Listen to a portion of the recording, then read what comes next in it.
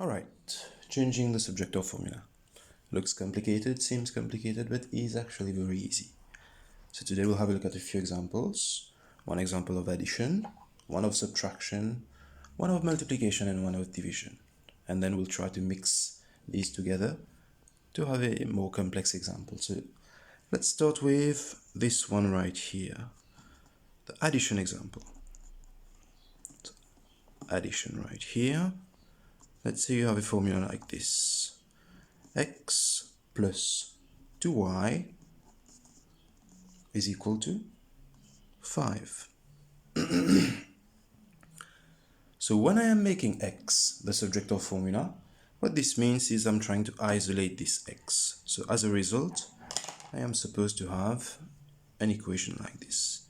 X is equal to something, and it is this something right here that we will try to find out. So two important things that you should remember is whatever you do on the left hand side of your equal sign, you need to do on the right hand side as well. If I add something here, I need to add it on the other side. If I subtract something here, I need to subtract it to the other side. If I divide here, I divide here.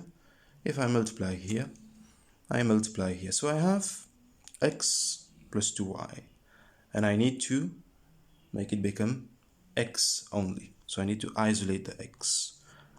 I have x plus 2y is equal to 5.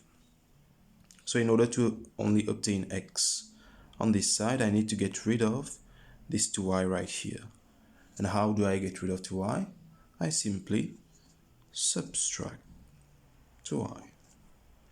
And whatever I do on the left hand side, I need to do on the right hand side as well. So x plus 2y minus 2y gives me x only, right?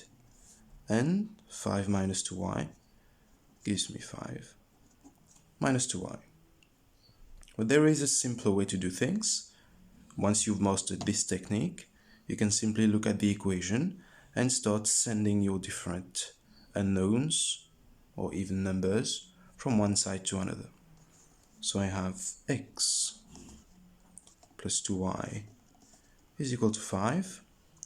This positive 2y right here, what I can do is I can send it to the other side. And since it was a positive here, when I send it to the other side, it will become a negative. So I send it to the other side.